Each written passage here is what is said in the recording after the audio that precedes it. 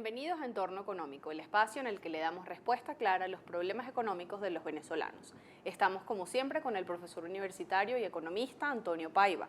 Hoy vamos a abordar el tema de las medidas económicas que fueron anunciadas la semana pasada, por las cuales se hizo oficial la regulación del marcaje de precios. Este martes salió en Gaceta Oficial la regulación en la ordenanza 40774. En la normativa que se puede aplicar a personas jurídicas o naturales, se estipula que el máximo de ganancias para los importadores de bienes y servicios es de 20%, mientras que para los productores nacionales el tope es de 30%. Estas medidas, lejos de aclarar lo que es el panorama económico de los próximos meses, ponen muy en entredicho la posibilidad del gobierno nacional de controlar la inflación. Queremos saber su criterio al respecto, qué tan efectivo puede ser este marcaje de precios para controlar la inflación.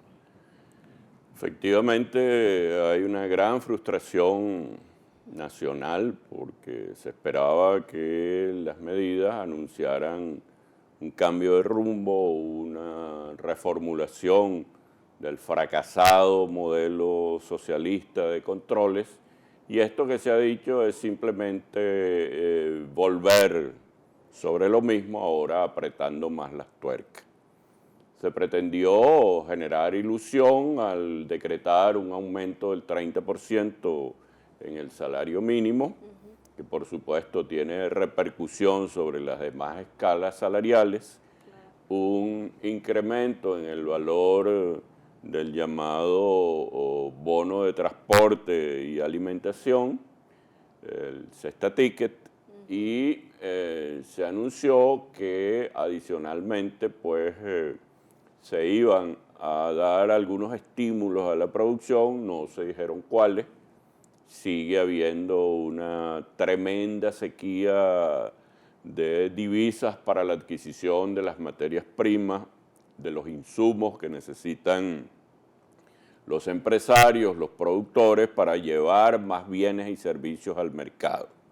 Es decir, aquí más bien se aplicó otro torniquete u otra vuelta al torniquete para decir que va a haber un marcaje de precios o un remarcaje, y se establecen, como tú señalabas, unos márgenes de ganancia. Por cierto, hay que acotar que en el mercado y en la economía internacional, cuando actualmente una empresa gana el 14% de rentabilidad anual, monta una fiesta. Es un nivel extraordinario de beneficio, y entonces uno se pregunta, bueno, ¿qué socialismo es este que establece ganancias del 20 y del 30%, que por lo demás son irreales, porque al descontarlas por la inflación o al compararla con los activos que quedan todavía sin depreciar, pues esa rentabilidad es sal y agua, se evapora, no llega ni al 3 ni al 4%. Los incrementos de sueldos y salarios son una mera ilusión, porque eso se los va a tragar la inflación, sencillamente porque no se corresponden a un país que va a terminar el año con una inflación superior al 200%. Todavía los trabajadores, los que dependen de una renta fija, de un sueldo, de un ingreso preestablecido, pues eso no le alcanza para ir al mercado. Profesor, en el marco de estas medidas económicas también apareció esta semana en los medios impresos, sobre todo, que el BCB demandó ante una corte en los Estados Unidos al portal web Dollar Today, que indica el cambio no oficial del dólar en Venezuela. Quisiera saber, según su análisis, qué tanto incide el precio que aparece en esa página web en la economía, por qué incide tanto y qué tan efectiva puede ser una demanda en contra de un portal web para solucionar la economía en Venezuela. Eso es una absoluta ridiculez, casi que raya en la estulticia, en la estupidez, porque ¿qué es lo que muestra Dollar Today? La relación que existe entre el bolívar como moneda venezolana y el peso colombiano. y la relación que existe entre el peso colombiano y el dólar. Triangulas una simple regla de 3 y entonces da un valor que es el que publica a diario Dollar Today. El gobierno intentó abrir otro portal, contra ese no han levantado quejas ni demandas, pero un valor irreal porque quien quiere comprar a ese precio no consigue. Claro. Habría que señalarle que ese portal tiene vigencia por la torpeza del Banco Central de no dar una referencia de cuál es el nivel de reserva, de cuál es el verdadero nivel de oferta y demanda de dólares que existe en el país, una opacidad y una penumbra terrible, porque ellos pudieran establecer una casa de cambio en Nicaragua o en Cuba y entonces eso sí acabaría con el Dollar Today porque habría una referencia clara. En este momento, lo que seguramente el juez le va a responder a quienes están demandando es que porque ellos no fijan los parámetros para la determinación del tipo de cambio de la moneda venezolana. Profesor, vuelvo sobre lo que acaba de comentar del Banco Central. Si el Banco Central fuese más transparente en publicación de cifras como las reservas, ¿eso incidiría en bajar el precio del dólar? Bueno, incidiría en dar un indicador más o menos real o real de cómo se mueve el mercado entre oferentes y demandantes. Si PDVSA, que es la que genera dólares, llevara esos dólares al mercado, porque eso bien lo pudiera establecer la Bolsa de Valores de Caracas o bien una mesa de cambio en el Banco Central. Y con eso se acabaría el Dollar Today. Los comerciantes y el propio gobierno sabrían a qué atenerse porque hoy en día existe tres tipos tres referencias cambiarias. El SICAD, el Cencoex 1 y el 2 y por supuesto el del Mercado Libre. Entonces tienen tanta opacidad porque un dólar a 6.30 cuando en el mercado se cotiza a 800, los estímulos para que haya desaguaderos, para que haya actos de corrupción, para que haya trasvase, hasta la Corte Celestial pues se sentiría incentivada a comprar a 6 para vender a 8, pues se acabaría la santidad pues y entonces todos se convertirían en operadores cambiarios. Pero pareciera ser que no solo desconocen las reglas elementales de la economía, sino que además pretenden incidir sobre ellas provocando lo que se llama en economía los efectos perversos. Eso lo que va a traer es más escasez porque nadie va a producir a pérdida. Ellos entonces amenazan con expropiaciones, con quitarle las empresas para manejarlas ¿quién? Porque los ejemplos que tienen del manejo que han hecho de las fincas, de las empresas, de las fábricas que han quedado en manos del gobierno o de los amigos del gobierno es terriblemente desolador. No producen nada, no producen suficiente, lo que producen tiene un costo superior al precio de venta en el mercado internacional, es decir, un fracaso terrible, porque si algo demuestra la historia, y en estos días yo hice referencia a una publicación de Cedice y de Consecomercio, que son 40 siglos, 40.000 años de control de precios y todo ello lo que ha conducido a un rotundo fracaso. Habría que preguntarse el venezolano por qué nuestras familias no tienen acceso a la harina de maíz precocida. Sí. Es decir, ¿por qué ahora las hallacas con qué las vamos a hacer? Y en México, en Europa, en Estados Unidos se consigue la harina de maíz precocida, la misma marca venezolana. ¿Por qué allá? Bueno, porque allá cuesta $3 y entonces aquí cuesta 10 centavos de dólar, eso no cubre los costos de producción. Claro. El maíz que necesita la empresa productora no se lo permiten traer o se lo dan con limitaciones. Y estos pretenden entonces que se venda a un precio irrisorio y eso genera bachaqueo, todas las distorsiones que generan los precios controlados. contrabando, matraca, si el propio gobernador del estado Táchira dijo que para que se acabara el contrabando había que subirle el sueldo a los guardias nacionales. Bueno, confesión de parte, relevo de pruebas, pues. Además pidió una OLP para controlar los precios. Así es. Sí, y tienen 2 meses y no han podido controlar nada. Y tienen 15 años y no han podido controlar nada sencillamente porque un taxista o un camionero no necesita saber las leyes de la física y si su automóvil va a 180 kilómetros por hora contra una pared, se va a estrellar. Pues, bueno, en economía ocurre lo mismo. Si tú quieres atentar contra el libre comercio, quieres atentar, no dijo por allí el presidente que la ley de oferta y demanda era mentira. Entonces, tú realmente frente a eso, además de la sorna, de la sonrisa, de la burla académica, lo que queda en evidencia es el desconocimiento absoluto de cómo funciona la vida de la gente, parte de la cual es lo que hemos estudiado como economía. Profesor, varios economistas coinciden en resaltar que hay una variable no económica que incide fundamentalmente en el ejercicio económico, que es la confianza. En las últimas declaraciones del presidente Arreaza, en las que anunció estas medidas económicas, hizo mucho énfasis en que si los empresarios no podían acatar esta nueva normativa, ellos podían tranquilamente asumir las riendas de esas empresas. Bueno, otra vez una gran actitud de desprecio ante el empresariado privado. Entonces, con un ambiente hostil, digámoslo así, ¿cómo puede una medida económica, sea la que sea, ser efectiva?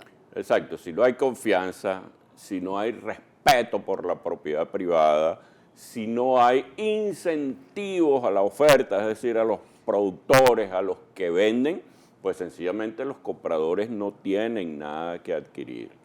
Esas medidas realmente son no solo una muestra de una gran ignorancia, sino de un profundo desprecio hacia la gente, que entonces si ahora las colas son de 4 horas, pues van a ser de 6 y de 8 horas.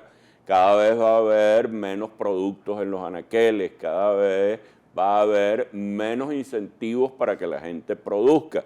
Y entonces no entienden que en otros países, incluso de lo que es la órbita, la pandilla de todos estos países que se han aprovechado de la riqueza de Venezuela para obtener créditos blandos, como Nicaragua, como Cuba esencialmente, como Ecuador, como Bolivia, como cuanto paisito hay por allí del Caribe, pues con las penurias que hay aquí, Venezuela regalándole casas a Dominica. Entonces, lo que hay es un profundo desprecio hacia la gente que está pasando trabajo y en esos países las medidas que aplican aquí estos señores no las aplican allá. Allá sí hay. Evo Morales tiene una economía relativamente estable. Ecuador ha resuelto con algunas dificultades muchos problemas, pero no hay la situación que se está viviendo en Venezuela, que es una situación de posguerra sin haber tenido una guerra. Claro. Profesor, estamos en un escenario preelectoral. Faltan ya muy pocas semanas para el 6 de diciembre, en el que los venezolanos tendremos nuevamente la oportunidad de elegir diputados. Yo quisiera saber qué medidas cree usted que podían transcurrir, además de las ya anunciadas por Arreaza, en estos meses para el gobierno intentar impulsar el voto hacia su bando. Por cierto, hay que hacer una referencia acá que un viento fresco está soplando en América Latina con la victoria de Macri en Argentina, la derrota del peronismo, del kirchnerismo, y abre posibilidades para que ese país, que una vez fue llamada la Suiza de América, vuelva a un sendero productivo a controlar su política cambiaria, que está vuelta un desastre, y generar suficientes recursos para la exportación y mejorar la vida de los argentinos. Igualmente en Venezuela tú tienes que empezar, y creo que por la propia conveniencia política de los que están en el gobierno debieran introducir medidas efectivas para resolver los problemas de la escasez, los problemas de la producción, los problemas de la inflación, los problemas de la inseguridad, para que vuelvan a tener el favor de la gente. Yo estimo, Dios mediante, y gracias a Dios y a los dioses, que aquí en Venezuela se va a producir una enorme votación en contra de toda esta política que ha creado miseria, que ha creado precariedad entre los venezolanos. Profesor, además, bueno, está en discusión el presupuesto 2016 en un ejercicio, digamos, tal vez desesperado por aprobar en este año lo que debe ser ese presupuesto. Pronosticaron el precio del petróleo en creo que 40 dólares por barril. ¿Qué tan ajustado está eso a la realidad? ¿Cómo se vislumbra entonces el presupuesto? Sí, allí hay una enorme contradicción porque el Banco Central, que no produce cifras, de repente el gobierno sale con unas cifras que no son avaladas por el Banco Central, o si son avaladas deberíamos conocerlo los profesores, los académicos, los economistas, Claro. los empresarios, y hablan de un precio del dólar absolutamente fantasioso, porque el mercado lo que tiende más bien es a la baja. Están hablando de una inflación del 60%, cuando este año la inflación ha estado sobre el 200%. Es decir, pues una fantasía que ni ellos mismos se creen. Este año los créditos adicionales duplicaron el presupuesto ordinario, y creo que es la estrategia que tienen para el próximo presupuesto. Es decir, algo absolutamente insincero que no va a resolver los problemas que tiene hoy en día la familia venezolana. Claro. Profesor, quisiera que usted nos dijera o un poco ampliara, cuando decimos que los regímenes económicos que están enfocados a los controles, en general han fracasado. ¿Qué significa ese fracaso en lo concreto, en el día a día de las personas? Al final, ¿cómo se, digamos, termina de solucionar esas crisis?